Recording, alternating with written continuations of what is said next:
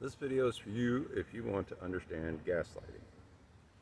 Now, gaslighting has fallen into popular use for many different things, but let's actually describe what it truly is. Narcissists use gaslighting specifically to keep their source or prey off balance and questioning their own sanity. By doing this, the narcissist retains control and attention, which is their supply or sustenance. You see, the narcissist has to have that attention on them.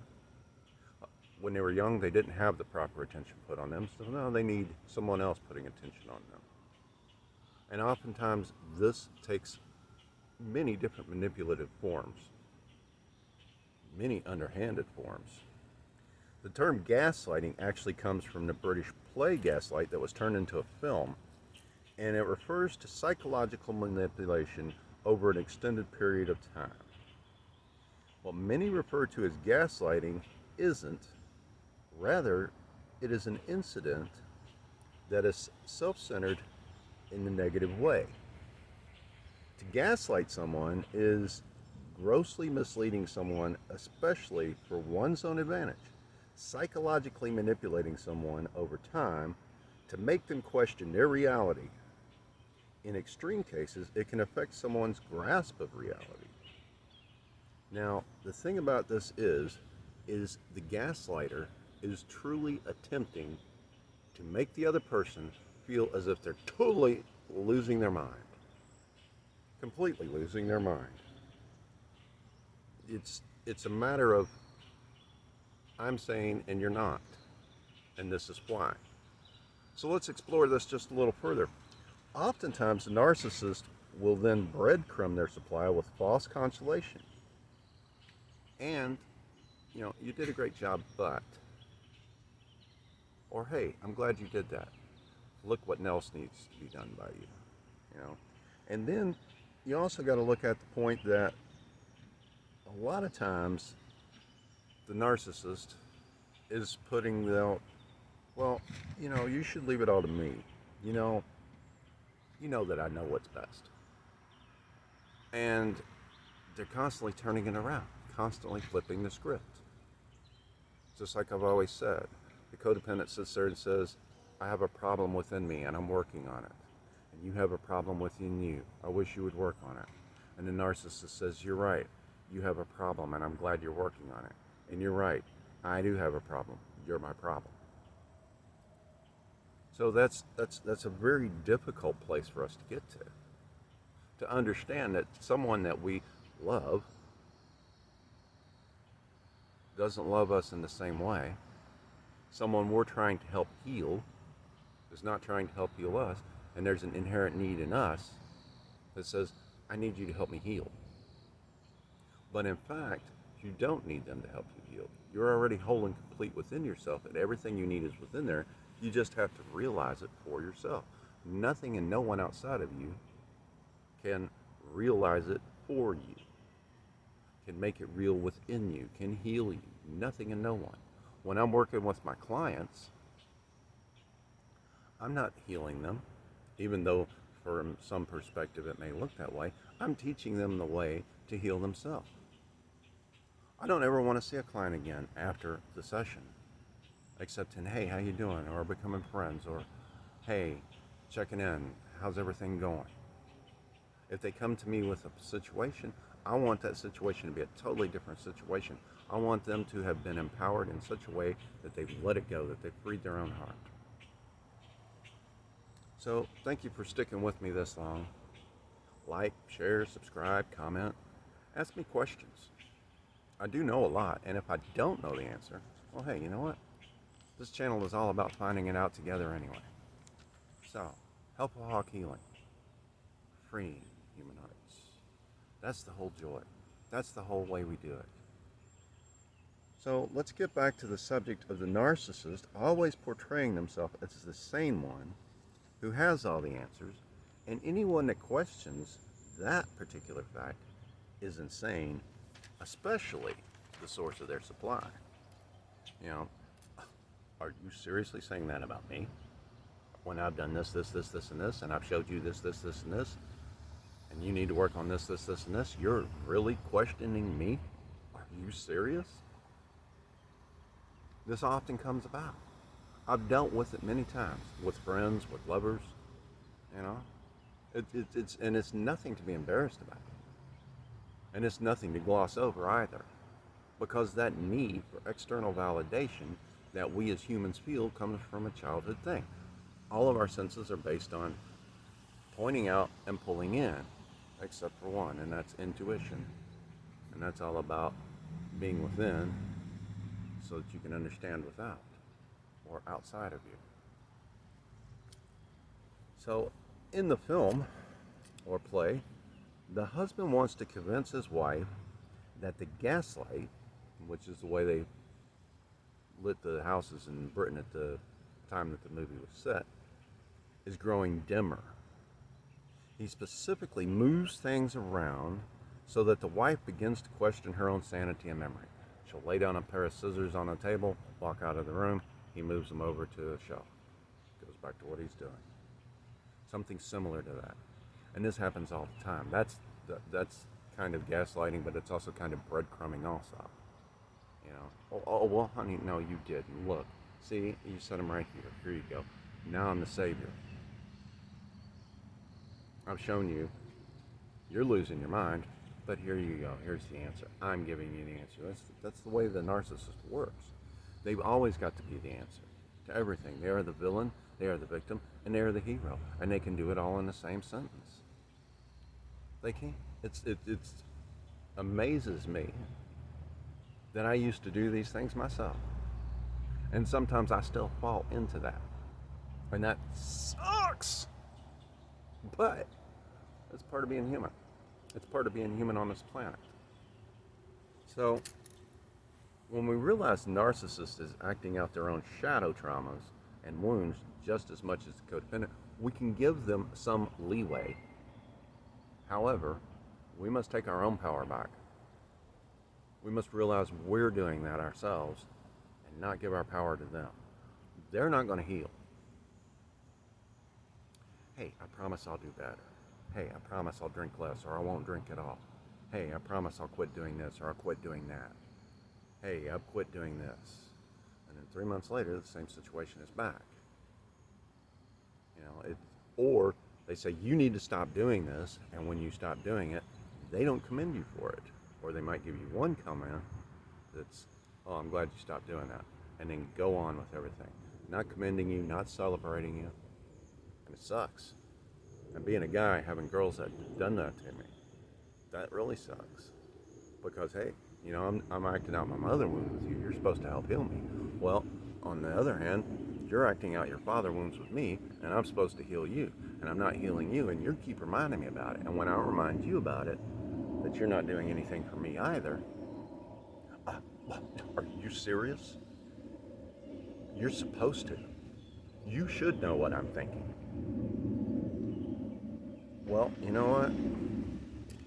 As soon as you develop their pattern, they change it. As soon as you make one infraction, you're always that way. They can commit the same infraction 10,000 times. Well, I did it because. Well, I did it because. Well, I did it because. When you work to make amends, I forgive you this time. But then the very next time something happens totally different, that's going to be brought back up. Remember when you did this? That shows your insanity. They keep constantly working to make it seem as if you're the insane one. And I've always wondered, just as an aside, if sanity is a good thing, but you're insane and it's a bad thing, why does it start with N? It seems to me that if you were in sanity, that would be the place to be. But I didn't invent the language. Just an aside. Now, we're going to realize that both the narcissist and the codependent are codependent. They're both filling themselves from an external source, no matter what. And these little breadcrumbing things that people often refer to as gaslighting, or these little selfish acts that people refer to as gaslighting, is not true gaslighting. True gaslighting is when you are deliberately working to make the other person feel as if they are insane. feel they are mentally inadequate, feel they are emotionally inadequate, which technically they are. But then again, as a narcissist, so are you. And I'm not saying you're the narcissist. Clearly, if you're watching this channel, you're not. You're the codependent. But the narcissist, you. And they'll keep it going in little ways. They'll keep twisting. They'll find the smallest ways. They can commit physical abuse. Used to, there was one who would grab me at that nerve center and just squeeze. And I finally said, if you do that again, I'm going to break your face. Well, I'm just doing it. I don't care why you're doing it. It's wrong. You're committing physical abuse. No, I'm not. I'm getting your attention. I said, no. If you do that again, I'm going to break your face. I don't care if you're a woman.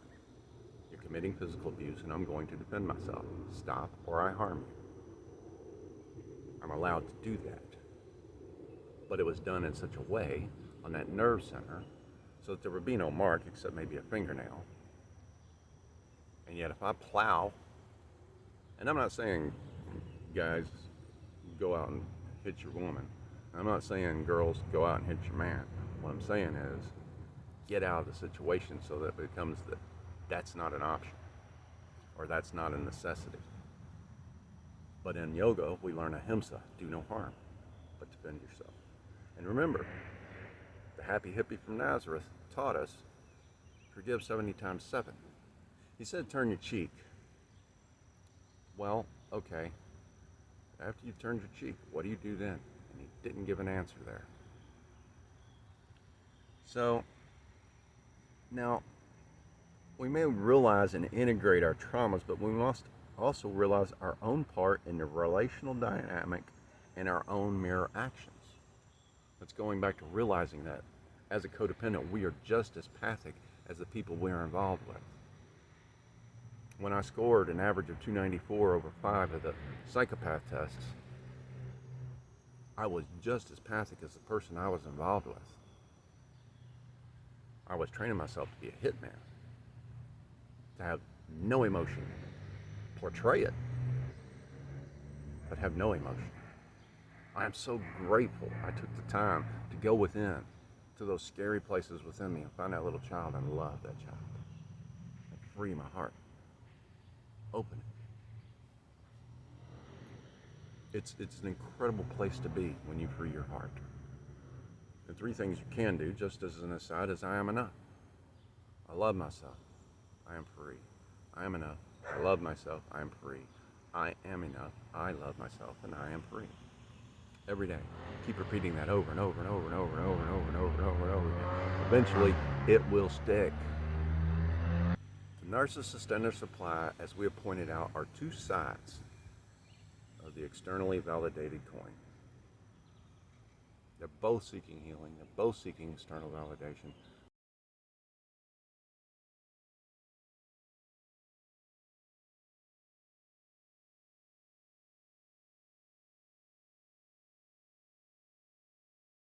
The narcissist is never sufficiently filled. The codependent is never sufficiently filled until some point of healing. That's the way it is. And the narcissist, to tell you the truth, the levels of narcissists, a narcissist at level 1 can heal. A narcissist at level 2 may heal. But the sociopath and the psychopath more than likely will never heal. Even if they are aware of it, even if they're in therapy, even if they are working towards it, more than likely they will still act out. There are some very famous people that admit to their sociopathic nature. And I admit that I was sociopathic. I wouldn't say psychopathic because I raged. Psychopaths very seldom rage or commit harm against another. They like to manipulate people into doing it and then sit back quietly going, Wow. So, only by going within ourselves to validate ourselves, find and integrate our shadow elements, can we become whole. And our own shadow is our own greatest gaslighter. Until we recognize it, integrate it, and use the knowledge and wisdom gained from it to be not only aware of our situation, but in control enough to override its desires for control, we are under its control. You can override the shadow. And there's a light shadow that says, hey, who am I to be that big and bright and lovely? And there's the dark shadow which says, you aren't. And it will come at you. I've been studying on ego death. And the thing about ego death is the ego will say, you need to kill the ego. And the ego is fighting back against the ego.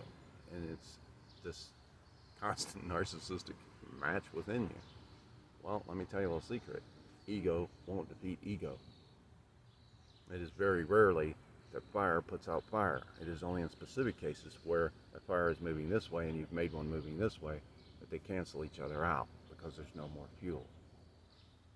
The ego cannot exhaust its own fuel.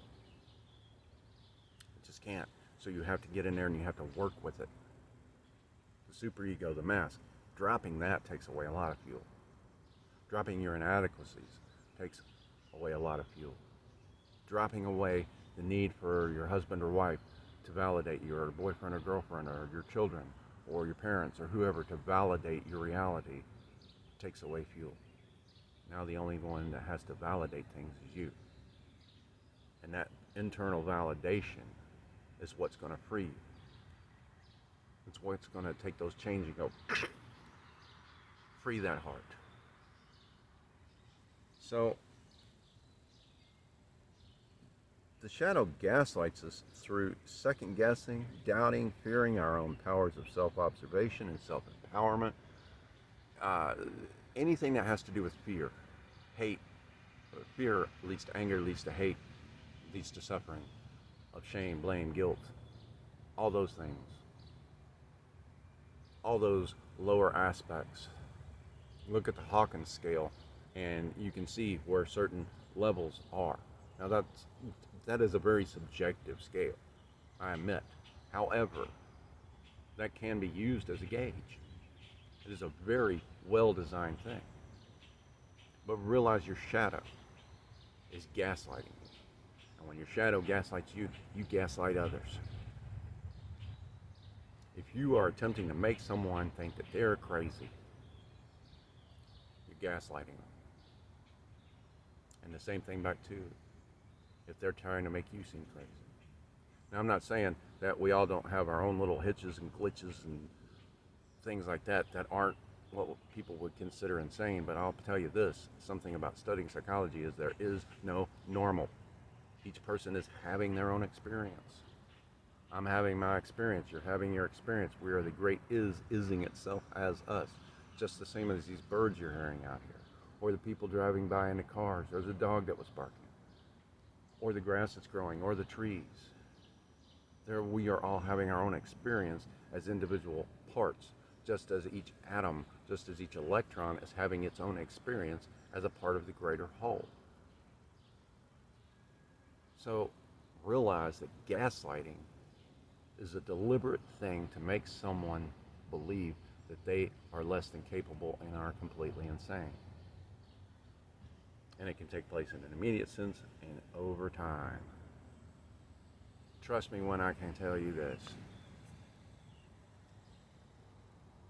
that no matter what, if you're looking at me right now and asking yourself, where is this in me?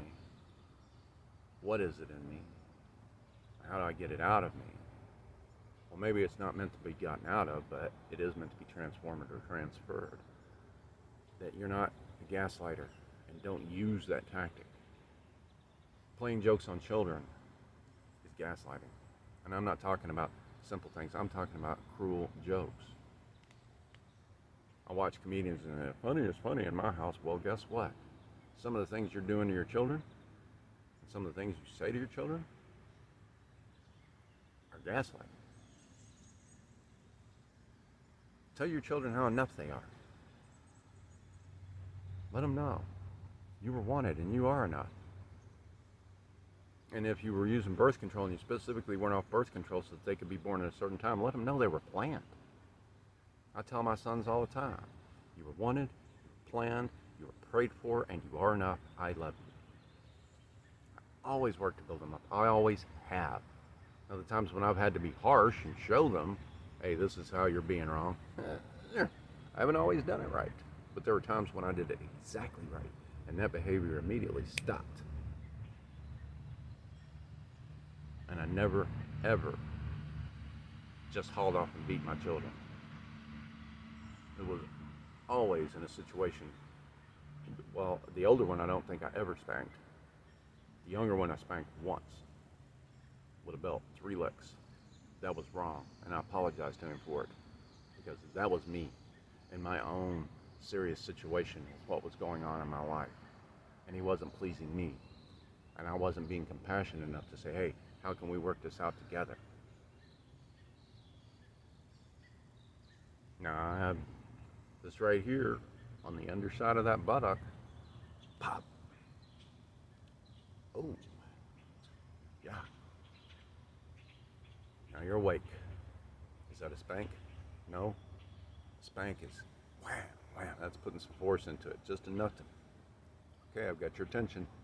You want me to keep going? No. Sit down and be quiet. You sit down over there and be quiet. Then I would have them come together. I would have them tell me what they had done wrong. I would have them tell me how they were going to work it out, and have them doing it as talking to me and each other. And I saw them playing games with trying to do what we were just talking about gaslighting. And you know what? Within a couple of years of me doing my healing work, to my knowledge at least, they don't do that in front of me. I don't believe that they do it separately. I don't know, and I'm not going to ask them to check. But I haven't seen any evidence of it, and in conversations I've had with them, and the way they interact with each other, I don't see that. They do try to one-up each other all the time. But gaslighting, deliberately trying to make someone believe that they are insane so that the narcissist can retain control. Thank you for being here this long. Thank you for healing. I'm Hawk from Help a Hawk Healing, where we're freeing human hearts. Like, share, subscribe, comment. Watch this video. Watch this video. They will help you understand more. Thank you again for healing. Blessed be and namaskar.